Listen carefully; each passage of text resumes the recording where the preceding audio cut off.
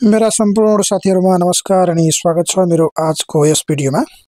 अध्यापन अनुमति पत्रको तयारीमा रहेका सबै साथीहरुको तयारीको लागि मैले एउटा 50 वटा क्वेशन भएको क्विज तयार गरेको थिएँ अनि त्यो लिंक मैले पठाएँ। त्यसपछि त्यसको आन्सर के हुन्छ भन्ने कुरा मैले यहाँ चाहिँ भिडियो मार्फत तपाईहरुकै साथमा गरेर देखाउँदै छु। माइक्रोसफ्टबाट बनाएको यसको 40 मिनेट मैले टाइमर सेट गरेको थिएँ र निमाविका साथीहरुको लागि स्पेशली यो चाहिँ भिडियो म तीरथ प्रसाद विश्वकर्मा मावि अंग्रेजी विषयको शिक्षक एडु फर यू च्यानलबाट। त क्विज सुरु गरौँ।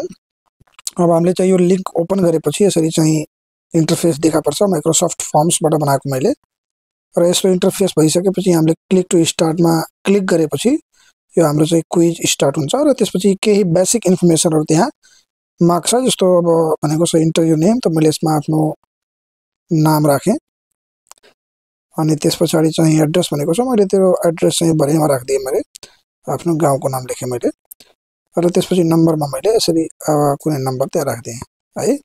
So I can just keep any number of my interest. You can say कुनै नम्बर राख्न सक्छु मैले 98 समथिङ समथिङ राखेँ मैले मात्र हैन त। अब यो भइसकेपछि अब हाम्रो प्रश्न यहाँबाट सुरु हुन्छ। त्यसलाई मैले सेक्सनको रूपमा डिभाइड गर्न सक्थे तर त्यो गरेको छैन र क्वेशनहरु हाम्रो चाहिँ जति च्याप्टर वाइज छ जस्तो 14 वटा च्याप्टर छ अनि हरेक च्याप्टरबाट उले तोके अनुसारको क्वेशनहरु छन्। अब त्यो अनुसार जस्तो पहिलो क्वेशन हाम्रो नेपालको संविधानबाट छ। भनेको छ नेपालको संविधान 2072 अनुसार कुन तहसम्मको शिक्षा अनिवार्य गरिएको छ। अब यो कुरा हामीलाई थाहा छ। कुन तहसम्मको शिक्षा अनिवार्य गरिएको छ भन्दाखेरि आधारभूत तहसम्मको शिक्षा। यसरी आधारभूत तह छोइदिने। अब यो एक्जाममा गर्दाखेरि जुन टाइम लाग्छ त्यो भन्दा यहाँ कम टाइम लाग्छ, त्यसले गर्दाखेरि मैले टाइम मैले यहाँ सेट गरेको छैन, त्यो भन्दा थोरै टाइम सेट गरेको छु हैन। अब क्वेशन यो सायद सफल क्वेशन नम्बर, त्यसपछि नेक्स्ट छ 2 नम्बर क्वेशन जो कि यहाँ 5 देखाइरा छ किनकि 3टा क्वेशनहरु त्यहाँ त्यो बेसिक इन्फर्मेसनको लागि छुट्याएको छ। शिक्षा ऐन 2028 संशोधन सहित अनुसार गाउँ शिक्षा समितिमा मनोनित सदस्यको संख्या कति हुन्छ भन्ने प्रश्न छ त्यहाँ। अब यसको राइट आन्सर भनेको 7 जना हो। त्यहाँ मनोनित सदस्यहरु त्यहाँ 7 जना हुन्छन् भन्ने छ। त्यसैगरी शिक्षा नियमावली 2059 अनुसार शिक्षकले एक शैक्षिक सत्रमा पर्व विधा कति दिन पाउने व्यवस्था छ। यो विधा सम्बन्धी व्यवस्थाहरुको बारेमा पर्व विधा 6 दिन पाउँछ हैन। त्यसपछि भइपरि आउने विधा पनि 6 दिन पाउँछ। अब त्यसपछि अर्को क्वेशन हेर्नुहुन्छ भने स्थानीय सरकार सञ्चालन ऐन 2074 अनुसार स्थानीय तहको शिक्षा सम्बन्धी अधिकार कतिवटा छन् भन्ने छ। अब त्यो 23 वटा अधिकारहरु छन् त्यहाँ। अब हामीले त्यो दफाको कुरा गर्छौं भने परिच्छेद 3 को दफा 11(2) को जमा आधारभूत र माध्यमिक शिक्षा भन्ने भनेको छ त्यहाँ र त्यसमा 23 वटा अधिकारहरु दिएको छ। त्यसपछि नेक्स्ट क्वेशन हेर्नुहुन्छ भने सामाजिक र आर्थिक रूपले पछाडी पारिएका बालबालिकालाई विभेद रहित वातावरणमा दिने शिक्षा तलका मध्ये कुन हो भनेको छ। अब यसको लागि सही उत्तर भनेको हाम्रो यो समावेशी शिक्षा हो है त। अब यसरी गर्दै गर्दाखेरि हेर्नुहुन्छ भने यहाँ त्यसको टाइमर चाहिँ चल्छ। सायद टाइमर अफ भएछ कि के हो, त्यहाँ टाइमर चल्न पर्ने हो। ओके टाइमर चलिराखेको छ हेर्नुस् यहाँ। अब यो 40 मिनेटको टाइम थियो, अब 36 मिनेट चाहिँ अझ पनि छ भनेर देखाइराखेको छ र त्यो अवधिभित्र तपाईले सबमिट गर्नु भएन भने तपाई सक्नुहुन्न भन्ने कुरा यसको है त। ओके त्यसपछि यसलाई अब अगाडि अर्को आछ बालमैत्री विद्यालय राष्ट्रिय प्रारूप 2067 अनुसार बालमैत्री विद्यालयका पक्षहरु कतिवटा छन् भन्दाखेरि यहाँ चाहिँ 9 वटा छन्। कसैले त की चाहिँ सही हुँदाखेरि पनि त्यो गलत देखाएको छ। यसै अनुसार तपाईले आफ्नो चेक गर्नु होला है। कुनै परिवारको अभिभावकले ठूलो छोरीलाई 50 रुपैयाँ र कान्छी छोरीलाई 20 रुपैयाँ दिन्छ भने त्यो यसरी दिनु कस्तो व्यवहार हो भनेको छ। यस्तो व्यवहारलाई हामी समानता भन्न सक्दैनौं र यस्तो व्यवहारलाई हेर्दाखेरि विभेदपूर्ण व्यवहार गरेको छ भन्ने कुरा देखिन्छ। तर यस्तो विभेदपूर्ण व्यवहार जो कि दुईटैको लागि राम्रो छ, दुईटैको लागि फाइदा छ भने त्यसलाई हामीले समतामूलक व्यवहार भन्छौं। यो दुर्व्यवहार त हुँदै होइन हैन। समतामूलक व्यवहार भनेको क्षमता अनुसारको व्यवहार र दुईटैको हितको लागि र तिनीहरुको विकासको लागि जरुरी भएको विभेदलाई भन्छौं। तलका मध्ये कुन सिकाइको अवधारणा भित्र पर्दैन भनेको छ। अब सिकाइ भनेको हामी अनुभव, तालिम र अभ्यासद्वारा मान्छेको या प्राणीको व्यवहारमा आउने परिवर्तनलाई भन्छौं सिकाइ। त्यो पनि कस्तो परिवर्तन भन्दाखेरि जो कि दीर्घकालीन हुन्छ, जो कि चाहिँ लामो समयसम्म रहन्छ र सकारात्मक हुन्छ भन्ने मान्यता राख्छ त्यसले। अब बच्चा साइकल चलाउन सक्नु यो चाहिँ सिकाइ भित्र मान्छौं हामीले। बच्चा पौडी खेल्न सक्नु यो पनि सिकाइ भित्र हो। चरा उड्न सक्नु यो सिकाइ होइन, यसको जन्मजात नेचर, यसलाई हामी स्वभाव भन्छौं र यस्तो नेचरलाई हामीले सिकाइ मान्दैनौं। त्यो चाहिँ नेचरभित्र पर्छ, त्यो भनेको स्वभाव प्रकृतिभित्र पर्छ। त्यो हामीले कसैले सिकाउनु पर्दैन, त्यो अटोमेटिक उमेर पुगेपछि त्यसले सिक्छ। अनि त्यसपछि पाइलट हवाईजहाज चलाउन अथवा उडाउन सिक्नु यो पनि हो। त यसमा सही उत्तर भनेको सिकाइ नभएको भन्दाखेरि यो चरा उड्न सक्नु, यसलाई हामी सिकाइको अपवाद भन्छौँ है त। अनि अर्को क्वेसन रहेको छ हाम्रो, तलका मध्ये सिकाइलाई प्रभावित गर्ने तत्त्व कुन हो भनेको छ। अब सिकाइलाई प्रभाव पार्ने तत्त्व उत्प्रेरणा पनि हो, पुनर्बल पनि हो, अभ्यास पनि हो, त्यसैले माथिको सबै त्यसको सही उत्तर हुन्छ है त। अनि अर्को हाम्रो छ भन्दाखेरि सामुदायिक विद्यालयमा हुने सामाजिक परीक्षणमा समेटिने विषयवस्तुमा तलका मध्ये कुन पर्दैन भनेको छ। अब सामाजिक परीक्षण हुँदाखेरि त्यहाँ मुख्य 4वटा विषयवस्तु समावेश हुन्छ। त्यो विषयवस्तु मध्ये एउटा चाहिँ हाम्रो शैक्षिक पक्ष हुन्छ, भौतिक पक्ष, शैक्षिक पक्ष पनि हुन्छ, भौतिक पक्ष पनि हुन्छ, आर्थिक पक्ष पनि हुन्छ र एउटा व्यवस्थापकीय पक्ष हुन्छ। यसमा नहुने विषयवस्तु भनेको चाहिँ सामाजिक पक्ष हो है त। सामुदायिक विद्यालयमा विद्यालय सुधार योजना निर्माण गर्नुको मुख्य उद्देश्य तलका मध्ये कुन हो।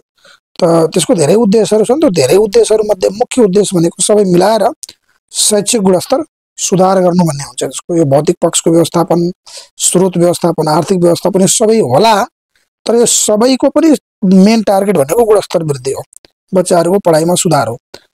सामुदायिक विद्यालयको शिक्षक अभिभावक सङ्घमा बढीमा कति सदस्य रहने व्यवस्था छ। बहुत सजिलो क्वेसन हो यो। यसमा बढीमा 11 जना सदस्य हुन्छन्, जो कि विद्यालयको गुणस्तर कायम गर्नको लागि, विद्यालयले फी लिएको छ कि छैन भन्ने कुराको अनुगमन गर्नको लागि, शिक्षकलाई गुणस्तरीयताको लागि चाहिँ अलिकति अब निगरानी गर्ने काम, अगुवाई गर्ने काम गर्छ यसले, र विद्यालयमा हुने सामाजिक परीक्षणमा सहयोग गर्छ।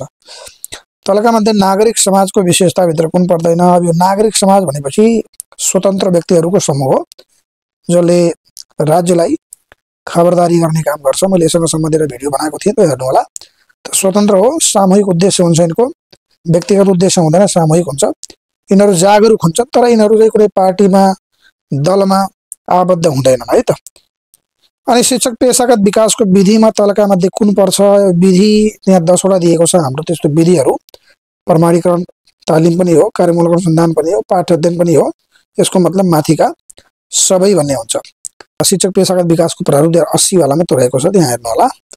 शिक्षकको क्षमता या सक्षमताभित्र तलका मध्ये कुन पर्दैन भनेको छ। सक्षमता हाम्रो 8वटा छ र त्यो 8वटा सक्षमतामा विषयवस्तु ज्ञान पनि हो, निरन्तर सिकाइ र पेशागत विकास पनि हो, सूचना सञ्चार प्रविधि सम्बन्धी ज्ञान पनि हो, स्वअध्ययन त्यहाँ छैन, त्यसैले स्वअध्ययन होइन भनेर भन्नुपर्छ हामीले।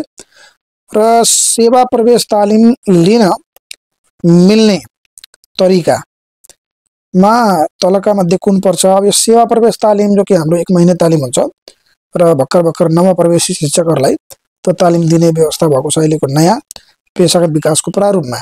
त्यसमा के भनेको छ भन्दाखेरि तिनीहरू आम्ने सामने पनि तालिम लिन सक्छन्, अनलाइन माध्यमबाट पनि लिन सक्छन्, यो दुईटैको मिक्सअपबाट मिश्रित मोडबाट पनि लिन सक्छन्।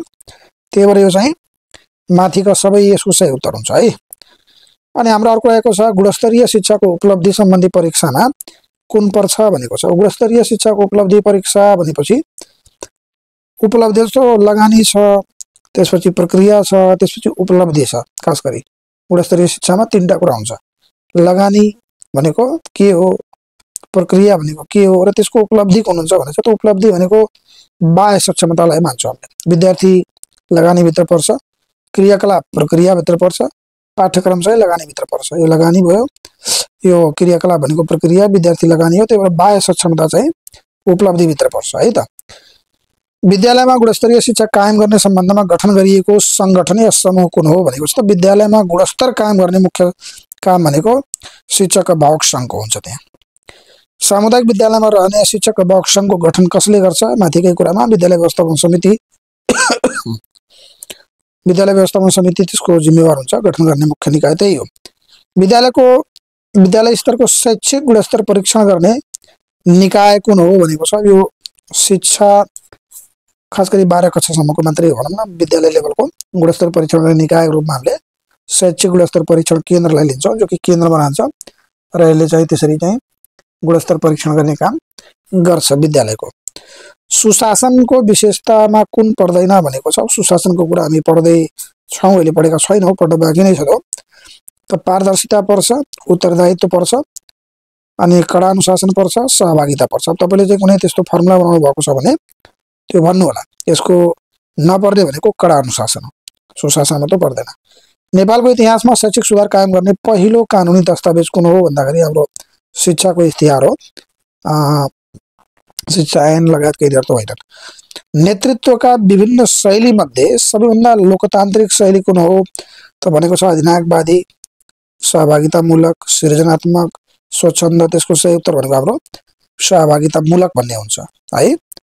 आधारभूत तहको सुरुको कक्षाहरूमा कुन शिक्षण संगठन आवश्यक मानिन्छ भनेको छ। त यसको लागि हामी के गर्छौं, आधारभूत कक्षाको सुरुको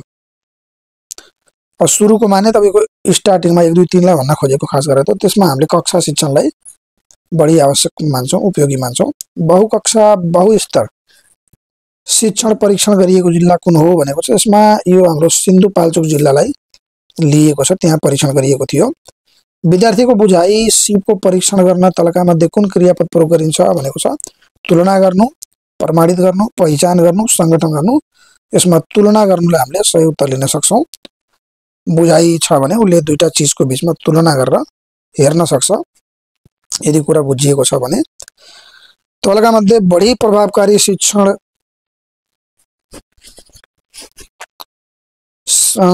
ओके तलका मध्ये बढी प्रभावकारी शिक्षण सामग्री कुन हो भनेको छ। बढी प्रभावकारी यिनीहरू सबै सामग्री हुन्, सबै शिक्षणमा प्रयोग गरिन्छ, सबै आवश्यक छ। तर सबैभन्दा बढी प्रभावकारी भनेको श्रव्य दृश्य हुन्छ, अरूभन्दा बेटर। तल्लो कक्षा र मथिल्लो कक्षामा अध्यापन हुने विषयका सिकाइ अनुभव अथवा विषयवस्तु बीच सम्बन्ध स्थापित हुने गरी गरिएको संगठन कुन हो त तल्लो कक्षा मथिल्लो कक्षा माने लम्बिए हो है। लम्बिए संगठन भन्छौं त्यसलाई। पाठ्यक्रमका विषयवस्तुहरू मिलाएर राख्ने एउटा संगठन मध्ये हो। पाठ्यक्रमका तत्त्वमा तलका मध्ये कुन पर्दैन भनेको छ। उद्देश्य पर्छ, विषयवस्तु पर्छ, शिक्षण सामग्री पर्दैन र मूल्याङ्कन चाहिँ पर्छ। फेरि चारवटा त्यस्ता तत्त्वहरू छन्, उद्देश्य, विषयवस्तु, शिक्षण सिकाइ क्रियाकलाप र मूल्याङ्कन भन्ने हुन्छ त्यहाँ है त। अनि भनेको छ हालको पाठ्यक्रम अनुसार आधारभूत तहको स्वास्थ्य तथा शारीरिक विषयको वार्षिक कार्यघण्टा कति हो। यो आधारभूतको साप्ताहिक हामीले जान्न पर्यो।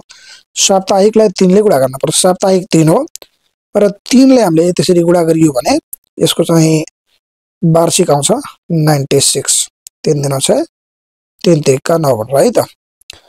आधारभूत माने 4 देखि 8 सम्म भएको त्यो स्वास्थ्य विषयको साप्ताहिक पाठ्यघण्टा 3 हो र त्यसलाई हामीले 32 ले गुणा गर्दाखेरि ट्याक्क चाहिँ कति आउँछ भन्दा 96 आउँछ है। पाठ्यक्रम विकास गर्दा आवश्यकताको पहिचान गरिसकेपछि कुन कार्य गरिन्छ त 1 नम्बरमा आवश्यकताको पहिचान, 2 नम्बरमा हुन्छ उद्देश्यको निर्धारण, त्यसपछि विषयवस्तुको छनौट, अनुभवको छनौट, त्यसको संगठन लगायतका कामहरू हुन्छ है। पाठ्यक्रम निर्माणमा विषयवस्तुको छनौटको आधारमा कुन नमिल्दो छ। अब विषयवस्तुको छनौटको आधार कुन नमिल्दो छ भनेको छ। अब वैधताको आधार लिने पर्यो, त्यस्ता विषयवस्तुहरू समेट्न पर्छ जो अहिलेको समयअनुसार मिल्दो छ, वैध छ, मान्यता प्राप्त छ। महत्त्वको आधार लिने पर्यो, अहिलेको विषयवस्तु हामीले समेट्दाखेरि अहिलेको कन्टेक्स्टमा त्यो महत्त्वपूर्ण हुनुपर्छ। सान्दर्भिकताको आधार पनि लिनुपर्छ जो अहिलेको विषयवस्तु अनुसार काम लाग्ने हुनुपर्छ। लास्टको यो क्रियाकलापको आधार चाहिँ मिल्दैन। शिक्षण विधि छनौटको सबैभन्दा महत्त्वपूर्ण आधार कुन हो भनेको छ। यसमा हामीले हेर्दाखेरि कुनलाई मान्छौं भन्दा सामग्रीको उपलब्धता, शिक्षकको दक्षता, विषयवस्तुको प्रकृति, विद्यार्थीको उमेर, यी सबै आधार हुन्। तर महत्त्वपूर्ण आधार मैले भन्ने हो भने यसको विषयवस्तुको प्रकृति, पाठ कस्तो छ, कोर्स कस्तो छ, त्यही अनुसार हामीले शिक्षण विधि बनाउँछौं। तलका मध्ये कुन शिक्षक केन्द्रित विधि होइन भनेको छ त भाषण विधि शिक्षक केन्द्रित विधि हो, प्रदर्शन विधि शिक्षक केन्द्रित विधि हो, आगमन निगमन शिक्षक केन्द्रित विधि हुन्। कुन होइन भन्दाखेरि समस्या समाधान विधि है त। कुनै वस्तु वा क्रियाकलाप देखाएर शिक्षण गर्ने विधि तलका मध्ये कुन हो भनेको छ। अब सामग्री वा क्रियाकलाप वा नाटक देखाएर या भिडियो देखाएर हामीले यदि शिक्षण गर्छौं र त्यसको व्याख्या विश्लेषण गर्छौं भने त्यो प्रदर्शन विधि हुन जान्छ। प्रवचन विधि, व्याख्यान विधि, क्षेत्र भ्रमण विधि होइन है त। अनि त्यसपछि भनेको छ कुनै विद्यार्थीले कुनै विषयमा B+ ग्रेड प्राप्त गर्न कति अंक ल्याएको हुनुपर्छ। 40 र सोभन्दा माथि हुनै सक्दैन, 60 देखि 70 सम्म हुनै सक्दैन, 70 देखि 80 पनि हुँदैन, 70 वा सोभन्दा माथि र 80 भन्दा कम हो यो। त्यसपछि त्यसलाई हामीले B+ त्यो विषयमा B+ ग्रेड ल्याउँछ। 80 भन्दा कम, 70 देखि 80 सम्म होइन, 70 वा सोभन्दा माथि र 80 भन्दा कम। तल दिएका मध्ये निर्णयात्मक मूल्याङ्कनको साधन कुन हो भनेको छ। एकाइ परीक्षा, त्रैमासिक परीक्षा, अर्धवार्षिक परीक्षा र वार्षिक। त्यसको चाहिँ सही उत्तर वार्षिक परीक्षा हो। वार्षिक परीक्षालाई हामीले निर्णयात्मक मूल्याङ्कन मानिन्छ है। अनि विषयगत वैधता बढी भएको परीक्षा तलका मध्ये कुन हो भनेको छ। यसको मौखिक परीक्षा, वस्तुगत परीक्षा, विषयगत परीक्षा, प्रयोगात्मक परीक्षा। त यो किन यस्तो गरेको छ? यसको सही उत्तर चाहिँ हाम्रो वस्तुगत परीक्षा, किनकि वस्तुगतमा हामीले धेरै प्रश्नहरू राख्छौँ र जसमा धेरै प्रश्न हुन्छ त्यसले धेरै विषयवस्तु समेट्न सक्छ र त्यही भएर त्यसमा विषयगत वैधता बढी हुन्छ भन्ने यसको कन्सेप्ट हो है त। अर्को रहेको छ हाम्रो तलका मध्ये अवलोकनको साधनमा कुन पर्दैन भनेको छ। अवलोकन गर्दाखेरि त्यसको साधन, खास गरी सामग्री त्यो सूचना सङ्कलन हुने साधनमा आत्ममूल्याङ्कन, श्रेणीमापन, रुजु सूची र रुब्रिक्स भनेको छ। यसमा हामीले सही उत्तर नपर्ने भनेको आत्ममूल्याङ्कन हो। श्रेणीमापन पर्छ, रुजु सूची पर्छ, रुब्रिक्स पनि पर्छ है त। अनि कार्यमूलक अनुसन्धानको विशेषता कुन होइन भनेको छ। एकीकृत हुन्छ, लचकता हुन्छ, यो पनि हुन्छ, ज्ञानको निर्माणमा केन्द्रित, यो चाहिँ हुँदैन। यो सैद्धान्तिक अथवा आधारभूत अनुसन्धानको काम हो। योजनाबद्ध पनि हुन्छ है। कार्यमूलक अनुसन्धानको चक्रभित्र कुन पर्दैन? Plan, work, observe, reflect. हामीले वर्कलाई मान्दैन, त्यसको सट्टामा एक्ट हो, खास गरेर वर्क हुँदैन है। गुणात्मक तथ्याङ्क सङ्कलनको साधनमा तलका मध्ये कुन पर्दैन? अब गुणात्मक तथ्याङ्कको लागि प्रकाशित अनुसन्धान, अन्तर्वार्ता, अवलोकन र प्रश्नावली भनेको छ। यसमा हामीले प्रकाशित अनुसन्धानलाई मान्दैन। त्यो भनेको चाहिँ खास गरी यो अर्को परिमाणात्मक अनुसन्धानको लागि हुन्छ, क्वान्टिटेटिभ रिसर्चको लागि हुन्छ। त्यो कुनै पनि घटनाको गहन अध्ययन गरी समस्याको समाधानको लागि सुझाव प्रस्तुत गर्ने तलका मध्ये कसले गर्छ? यो घटनाको गहन अध्ययन गर्ने, गहिराइसम्म जाने र त्यसको समाधानको लागि सुझाव दिने काम मामला अध्ययनले गर्छ वा घटना अध्ययनले गर्छ है त। तलका मध्ये इनपुट टुल कुन होइन भनेको छ। अब इनपुट टुल भनेको किबोर्ड चाहिँ हो, माइक पनि हो, स्पिकर होइन, माउस पनि हो। त्यस्तो टुलहरू जसले कम्प्युटरलाई इन्स्ट्रक्सन दिन्छ, कम्प्युटरलाई निर्देशन दिन्छ, त्यसलाई हामीले इनपुट टुलभित्र राख्ने गर्छौँ है त। अनि भनेको छ which of the following is a shortcut key use to select file of folder in computer. कम्प्युटरमा फाइल वा फोल्डरलाई सिलेक्ट गर्नको लागि युज गर्ने सर्टकट की भनेको कन्ट्रोल ए भन्नुपर्छ। कन्ट्रोल बीबाट बोल्ड हुन्छ, कन्ट्रोल सीबाट कपी हुन्छ, कन्ट्रोल ईबाट चाहिँ डकुमेन्टहरू सेन्टरमा जान्छ, सेन्टर एलाइनमेन्ट भन्छ त्यसलाई। विद्यालयले शैक्षिक सूचना व्यवस्थापन गर्न प्रयोग गर्ने अनलाइन इमेज प्रणाली तलका मध्ये कुन सफ्टवेयरमा आधारित छ भनेको छ। इमेज प्रणाली जुन छ फिलहाल अनलाइन भए पनि त्यो कुन सफ्टवेयरमा आधारित छ भन्ने प्रश्न गर्दैछ यसले। यो एक्सेलमा आधारित छ कि पावर पोइन्टमा आधारित छ कि वर्डमा आधारित छ कि आउटलुकमा आधारित छ। त्यसलाई हामीले एक्सेल बेस्ड सफ्टवेयर हो अनलाइन भए पनि। र यसमा भनेको छ दिएको अनुक्रम पूरा गर्न सही विकल्प छान्नुहोस्। 10 छ, त्यसपछि 19 छ, त्यसपछि चाहिँ 28 छ, त्यसपछि 37, त्यसपछि कति हुन्छ त्यसको डिफरेन्स हामीले हेर्ने। 10बाट 19 जाँदाखेरि 9 को डिफरेन्स छ, 19बाट 28 मा जाँदाखेरि पनि 9 को डिफरेन्स छ, 28बाट 37 मा जाँदाखेरि पनि 9 को डिफरेन्स छ। त्यसको मतलब 37बाट अर्कोमा जाँदाखेरि पनि 9 को डिफरेन्स हुनुपर्छ र 37 मा हामीले 9 जोड्यो भने 46 हुन्छ। यसको सही उत्तर 46। धेरै सजिलो थियो यो। रु 300 मा खरिद गरिएको सामानमा 15% नाफा लिएर बिक्री गर्न कतिमा बेच्नु पर्ला भनेको छ। यसको नाफा भनेको 15% छ, त्यही भएर नाफा रकम भनेको 300 को 15% हुन्छ कि 15 त्यहाँ 45 हुन जान्छ हैन। र 15 त्यहाँ 45 भइसकेपछि त्यो 45 मा हामीले जोड्ने त 345 यसको विक्रय मूल्य हुन जान्छ। अथवा विक्रय मूल्यको डाइरेक्ट हामीले फर्मुला लगाए पनि हुन्छ है। अब सेकेन्डको मिनट भए जस्तै दिनको के हुन्छ त सेकेन्ड भन्दा मिनट एक स्टेप अगाडि हो, त्यही भएर दिन भन्दा एक स्टेप अगाडिको समय भनेको हाम्रो हप्ता हुन्छ। त्यो सही उत्तर। समूहमा नमिल्ने कुन भनेको छ माता अनि साथी अनि पिता अनि त्यसपछि चाहिँ दिदी, त्यसपछि चाहिँ भाइ भनेको छ। यसको माता पिता दिदी भाइ सबै रगतको नाता छ। साथीमा चाहिँ अब त्यो रगतको नाता हुँदैन। यसरी सबै सेलेक्ट गरिसकेपछि हामीले अन्तिममा गर्छौं सबमिट र सबमिट गरेपछि यसले चाहिँ हामीलाई आफ्नो स्कोर बताउँछ। र मानलिउ मैले मेरो स्कोर थाहा पाउन चाहन्छु भने म भ्यू रिजल्टमा जान्छु र त्यसपछि हेर्छु। अब यो मेरो चाहिँ 100 आउट अफ 100 आयो र मैले लगाउने समय यसको 19 मिनट 32 सेकेन्ड लगाएँ र यसको मतलब त्यो 40-45 मिनटको जुन टाइम मैले दिएको थिएँ त्यो टाइम चाहिँ धेरै भयो। त यो लिंक मैले चाहिँ यसको डिस्क्रिप्सनमा राखिदिन्छु, तपाईहरुले पनि ट्राई गर्नु होला यसलाई र तपाईहरुलाई कति समय लाग्छ त भन्नु होला। र भिडियो मेरो पहिलोचोटि हेर्दै हुनुहुन्छ भने मेरो च्यानललाई सब्स्क्राइब गर्नु होला भिडियो मन पर्छ भने लाइक गर्नुहोला, साथीहरुसँग शेयर गर्नुहोला। Thank you very much for watching the video.